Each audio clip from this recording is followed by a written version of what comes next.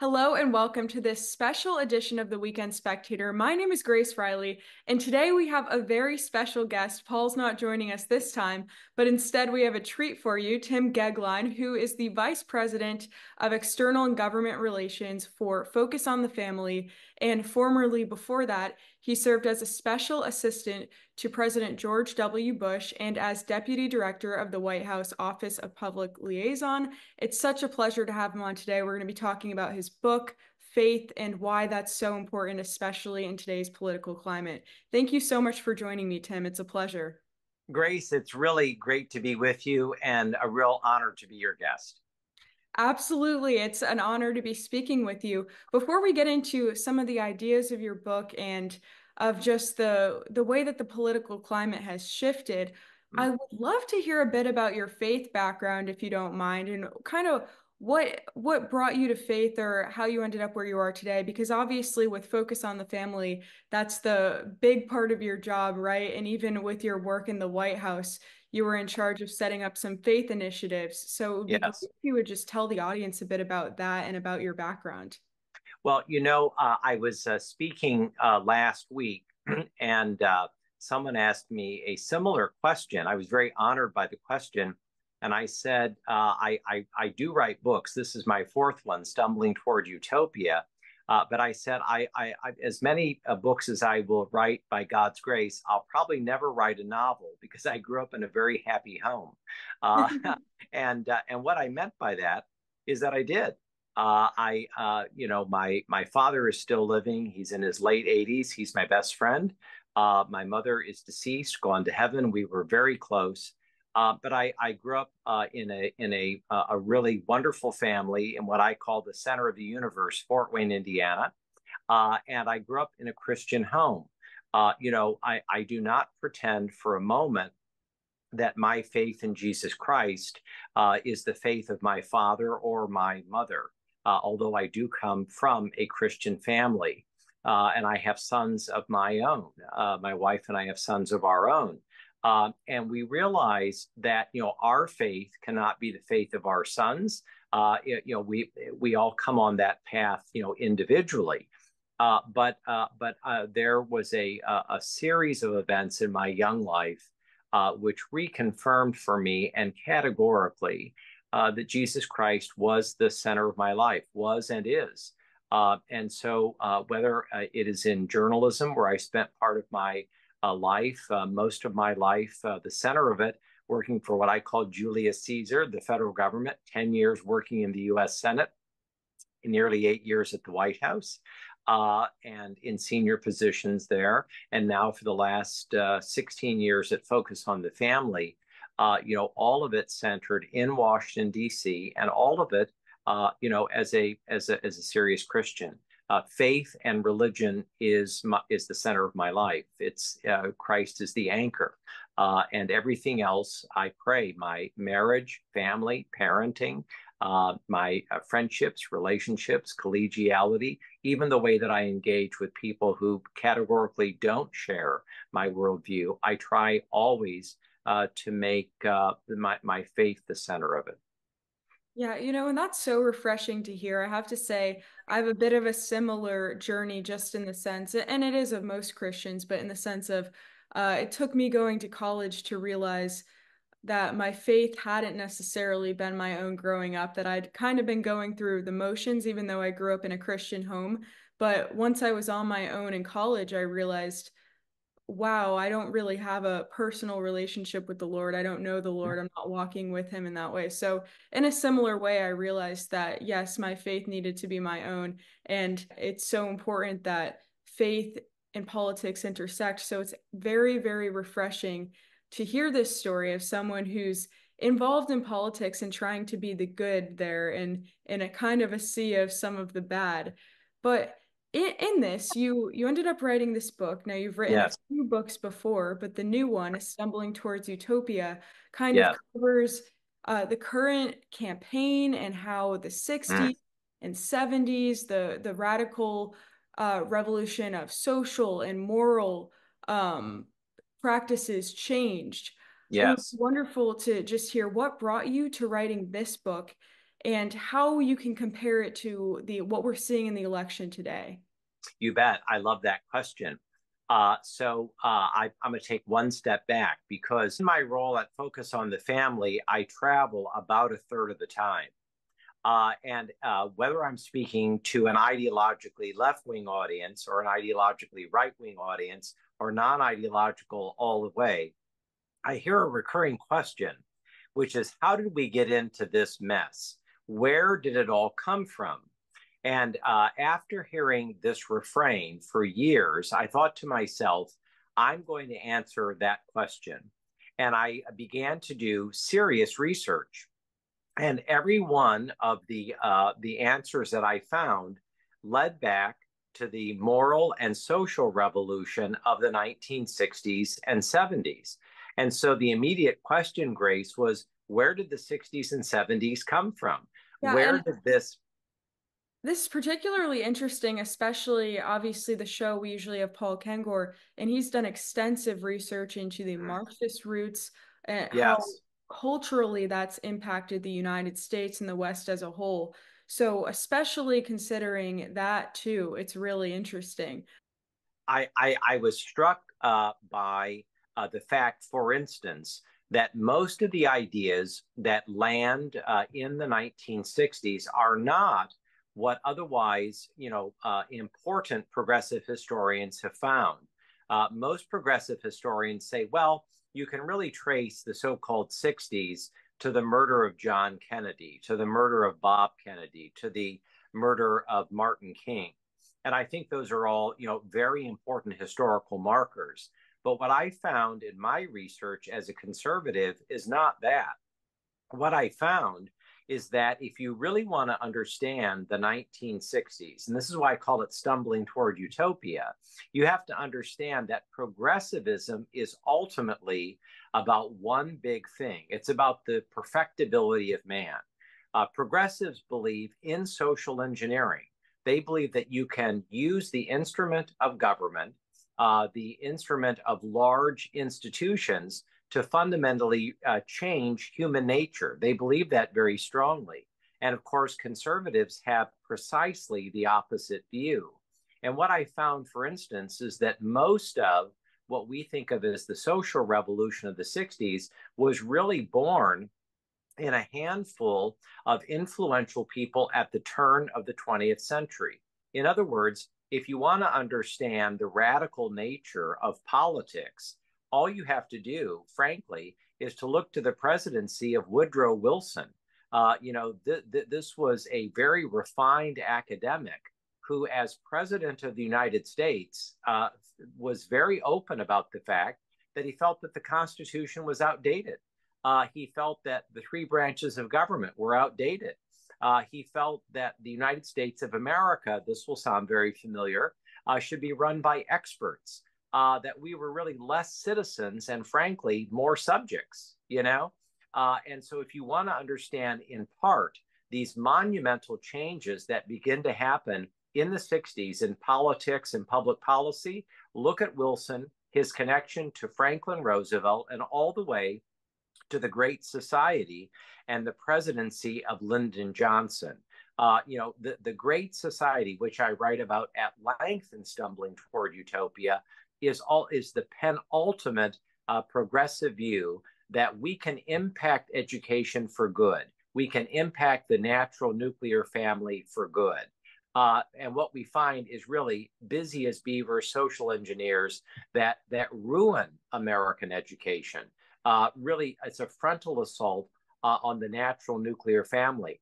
And it goes beyond this. Every facet of American life was touched by the social engineers of the 60s and 70s, coming from people like, for instance, the founder of the ACLU, Roger Baldwin, a name that most people don't know. Roger Baldwin was a communist. Margaret Sanger, one of the great eugenicists in America, great not as in a great person, but I mean, a very colossally, impactful person for ill, a racialist and eugenicist who really was one of the progenitors of the sexual revolution. John Dewey, really the ultimate progressive changer of American education. So, Grace, all these ideas, big ideas, they come together and they land in the 60s, and they have an immeasurable influence, mostly for ill, in our own time. Yeah, and all of those individuals you mentioned certainly are great examples and case studies in a sense of how we got to where we are. But I want to go back to the point about human nature because I think Yes. that really is at the root of all of it, where, of course, secular leftists and Marxists, as you said, they view human nature as something that the government can affect, that they can change. But what's so interesting about that is that Marxist ideology at its absolute core completely rejects human nature. It's incompatible with it in the sense that it fails to understand human nature and what it truly is. And I think what's interesting too is you're talking about social engineering and how these different groups have tried to influence education, the nuclear family, pretty much all areas of society from culture onward. It all crumbles because the foundation is weak. It's not on a foundation of faith.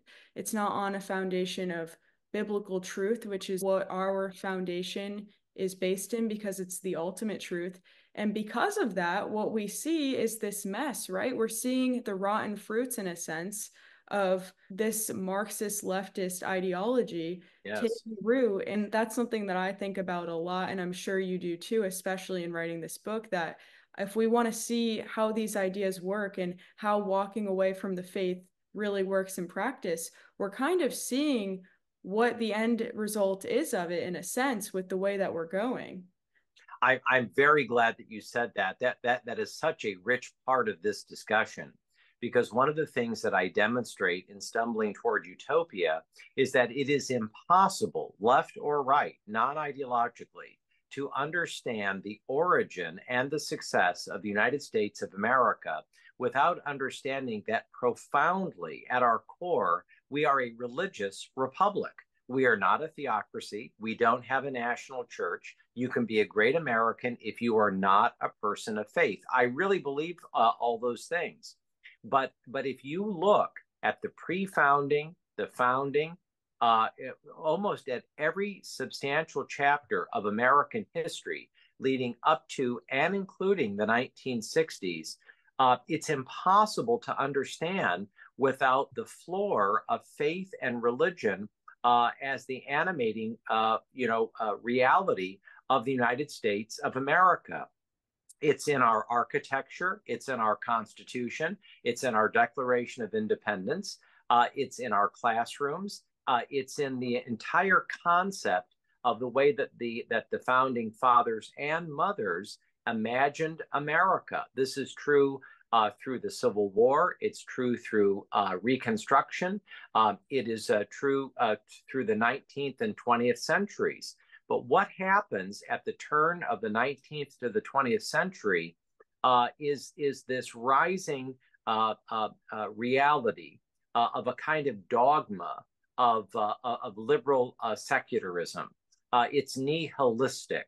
And, you mentioned earlier Marx, so often in debates when Karl Marx's name comes up, very often for a part of American history, that discussion was in the space of economics. But what you learn very quickly after reading a lot of Marx, as I have, is you learn very quickly it's much less about economics and it's much more about the kernel of what Marxism actually was and why it relates to our discussion and toward the book.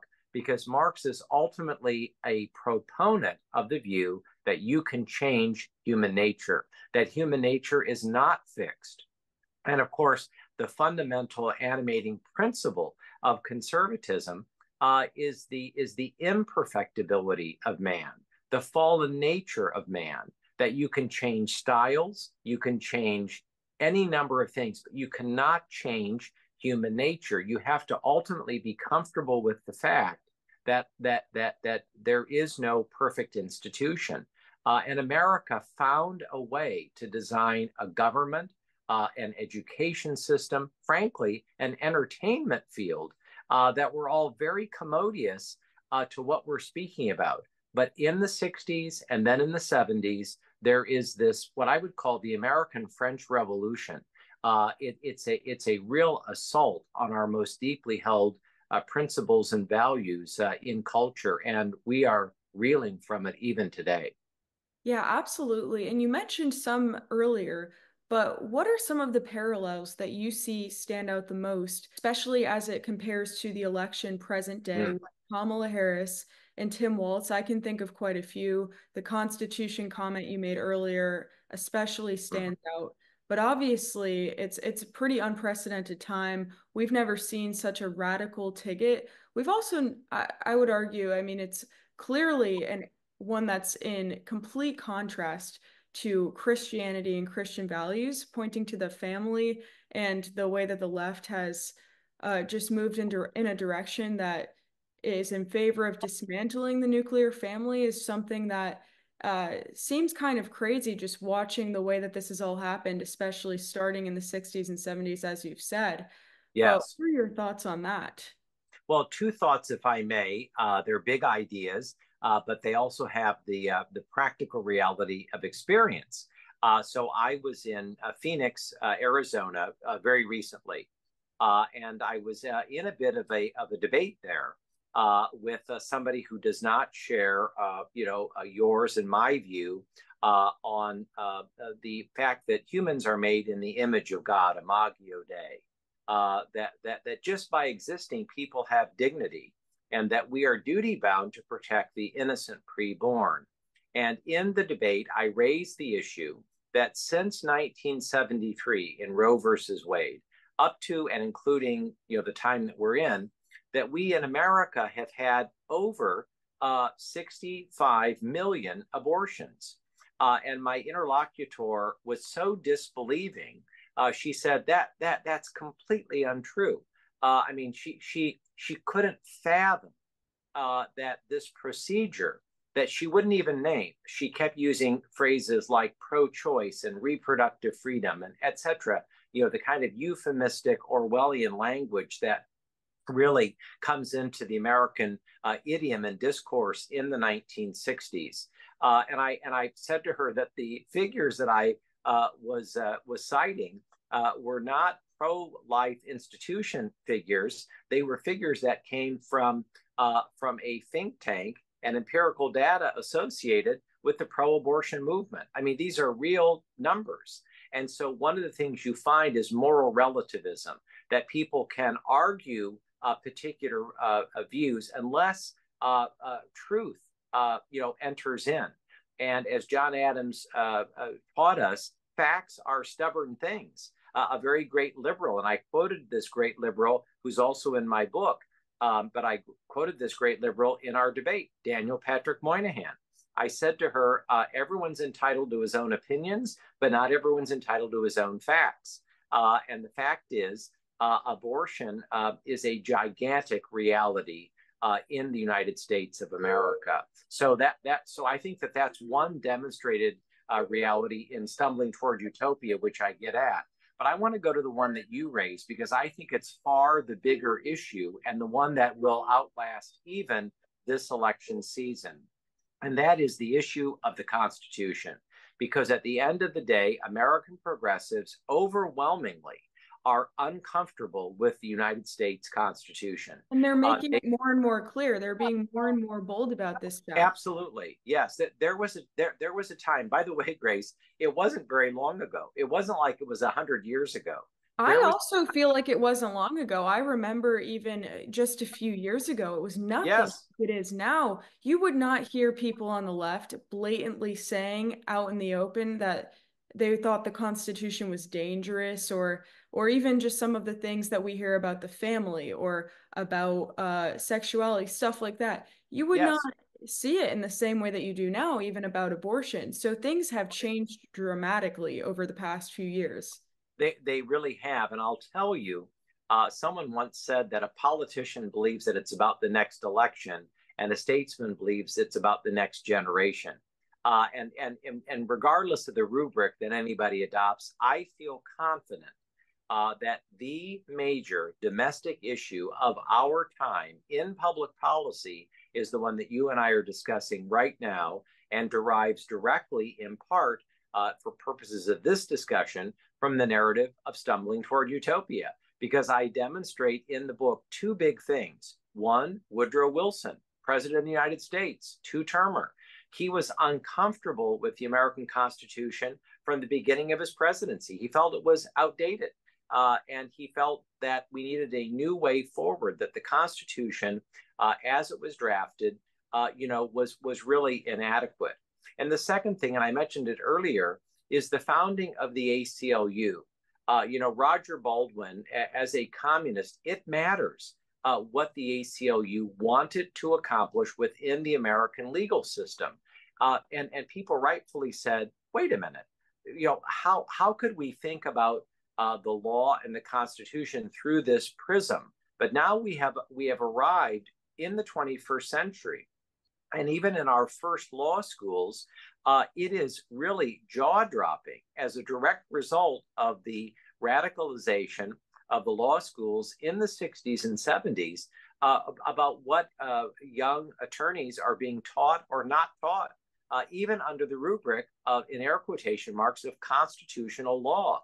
We've had Supreme Court justices speak publicly about going through elite law schools and being bewildered by the fact that they went through a 3-year law program and really had to deal with the prism of radicalism that really comprised so much of their curriculum while in law school. And now it's considered, just the way it is. So I think what I try to evoke in this book is how we got into the mess of the radicalism of the 60s and 70s, how it's impacting us directly now, but also the fact that I'm an inveterate optimist. And I believe that this moral relativism and nihilism that we're discussing, Grace, is hollow. The rising generation do not want it. They have lived through brokenness and they are impatient for all the right things. And I believe that there is a remnant of young people in the country who are saying, I don't want to be a part of a culture that's animated by a hollowness. I don't want to exchange, a great culture, a great country, for a culture of nothing.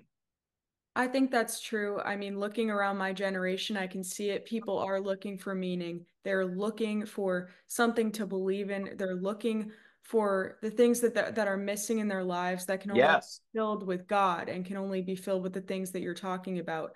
So, very well said. And all of this is so relevant to where we are today. Thank you so much for joining me. Please tell everyone where they can find your book, Stumbling Towards Utopia, and where they can find your work with Focus on the Family. You bet. The Focus on the Family website is very easy to get at. We are very eager for people who are concerned about marriage, family, parenting, human life, religious liberty, conscience rights, parental rights, the pronoun debate. Focus is, a national treasure, and we want to help people. And so whether people, are Christians or not, people of faith or not, we want to be helpful. So I encourage people to use Focus on the Family as a friend and a wonderful resource. And my book, Stumbling Toward Utopia, is easily gettable. Wherever you go to get books, whether the traditional kind with printed pages or the audio version. I love people saying, I'm listening to your book, which I hear often now. But Stumbling Toward Utopia is easily gettable on whatever forum people choose to buy books. And I encourage people to go there and do it. And I hope that this book is a useful tool in the toolbox toward the kind of cultural restoration that I think we're looking for. I second that. So well said. Thank you so much for joining me, Tim Goeglein. It's been such a pleasure, such a wonderful conversation. I've learned a lot. I know that the audience has too. And it's just been a pleasure. Everyone, make sure that you go and check out the book, buy the book. I certainly will be reading it. It came out recently. And in addition to that, make sure that you check out Focus on the Family, an organization that I personally really enjoy and love and keep up with and admire. It covers such important issues. And be sure to go to spectator.org for more and to stay up to date with the latest episodes of the Weekend Spectator. Thanks so much. Thank you, Grace. A real honor.